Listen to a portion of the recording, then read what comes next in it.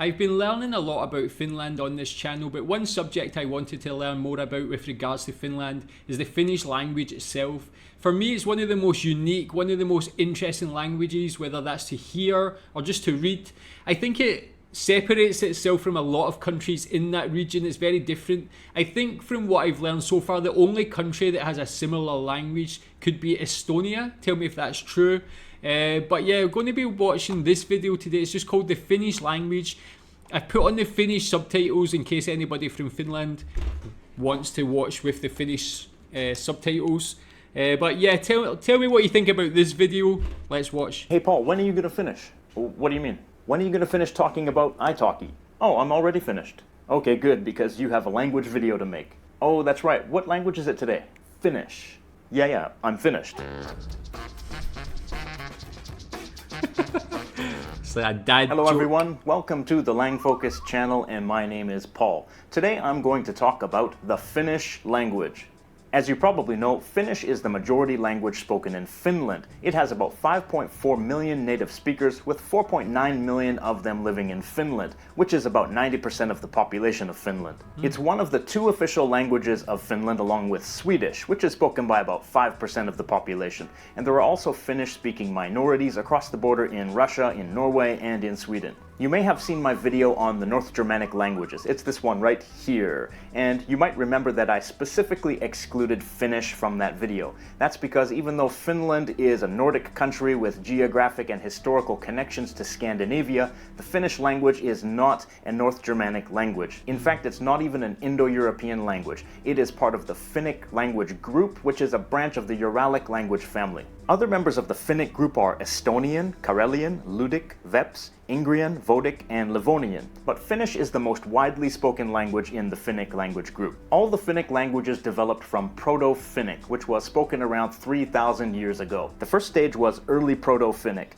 Then during the Middle Proto-Finnic period, some changes took place in that language, and it split into two: Proto-Samic, the ancestor of the Samic languages, and Late Proto-Finnic, which ultimately became the most recent ancestor of all the Finnic languages. It's worth noting that Finnish contains a significant number of Germanic loanwords, some of them which are clearly ancient in origin. For example, kuningas, which means king, tuoli, which means chair, and it comes from the same root as stool, and koulu, which means school. From words like these, we can see that the ancient Finns had extensive contact with Germanic peoples. Late Proto-Finnic diverged into three dialects: Eastern Proto-Finnic, Northern Proto-Finnic, and Southern Proto-Finnic. These three dialects of Late Proto-Finnic mixed with each other, and the resulting mixes of influences developed into the dialects that make up the Finnish language. Around the 12th century and... Yeah, that's what I was going to ask with regards to dialects. Of course, being from the UK, it's a relatively small country geographically in landmass, but the accents and the dialects vary quite a lot throughout the whole country, from Scotland to England, even the little towns in between. Everybody sounds so different. Is it similar in Finland? Does each city and each region of Finland have very distinct accents and very distinct sounds? Do certain parts of Finland use different words compared to other parts of Finland? make up the Finnish language. Around the 12th century and 13th century CE, Sweden conquered Finland and made it a province of their country, and for the next few hundred years, Swedish was the language of administration. And during this time, Middle Low German was the lingua franca of commerce in the area, and Latin was the language of religion. Swedish and Middle Low German left an additional Germanic influence on Finnish, which during that time was strictly a language of daily communication. Finnish did not really become a written language until the 16th century, when a Finnish bishop named Mikael Agricola created the first comprehensive writing system for the language. He based that system on the orthography of German, Swedish, and Latin, and it still forms the basis of the Finnish writing system today, although there have been changes since then. In 1809, Russia seized Finland from Sweden in a war and made it an autonomous state as part of the Russian Empire. The official language and the language of the elite remained Swedish, but Finnish national feeling and a desire to make the Finnish language dominant began to increase. In 1835, these feelings were amplified by the publication of Kalevala, a work of epic poetry written by Elias Lönnrot, with stories from Karelian and Finnish folklore and mythology. Lönnrot also played an important role in the development of Standard Finnish. In 1863, Finnish became an official language in Finland alongside the Swedish language, and they both remain official languages today. That's actually very interesting. I never knew that part, that if you think about it, that's a relatively recent, of course, in the long history of Finland as a country, but 150 years that took place, that Finnish became like one of the national languages of Finland. I would have just thought it had always been there.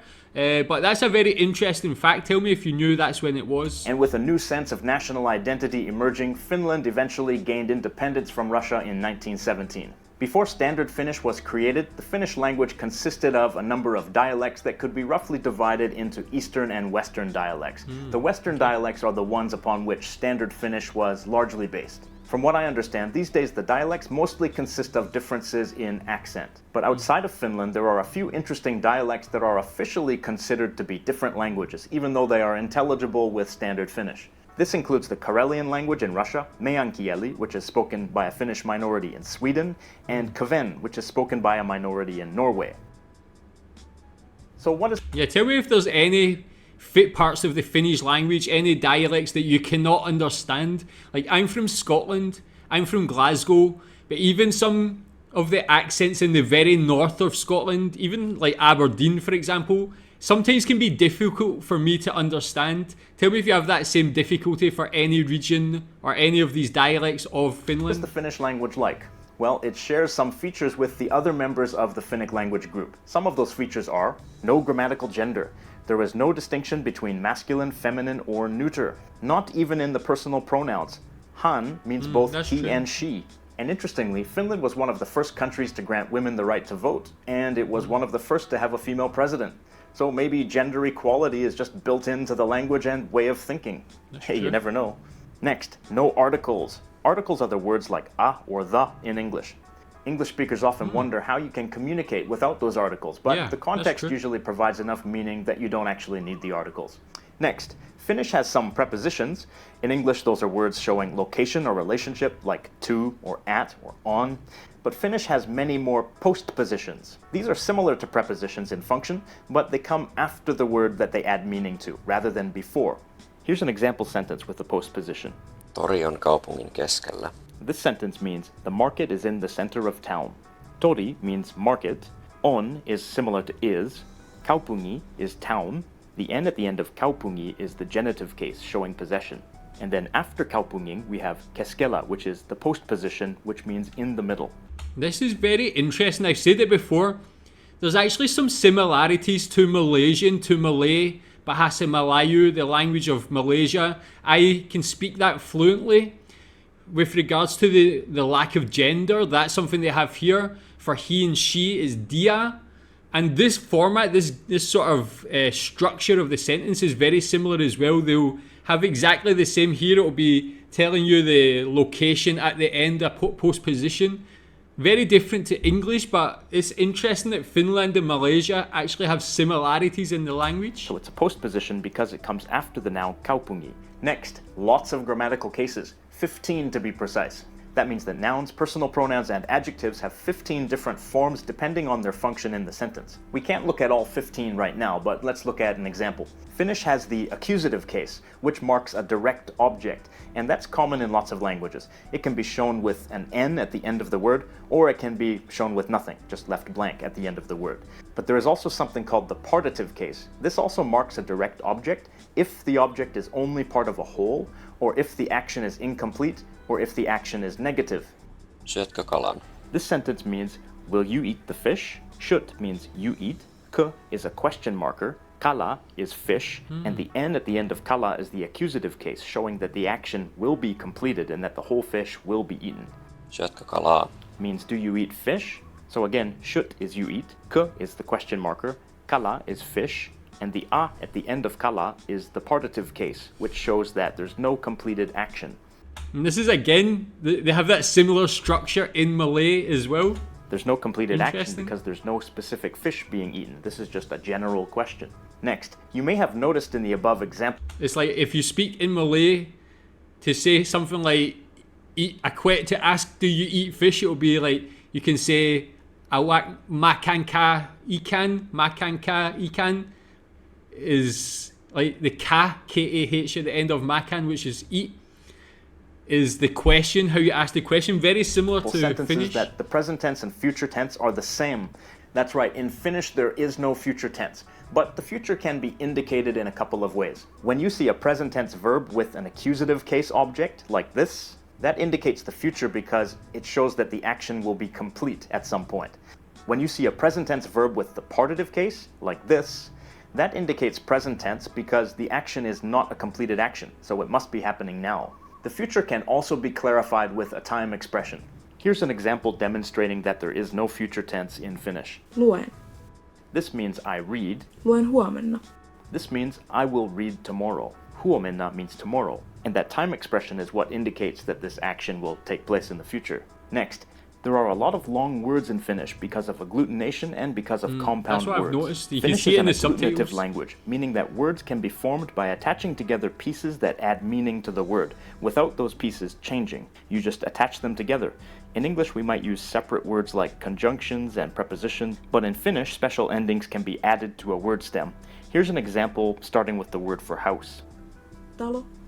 Talossa. Taloissa. Taloissani. Taloissanikin. Wow. Taloissani. Oh. I think And a that few could be additional difficult features to of learn. Finnish. Number one, the main stress always goes on the first syllable of the word.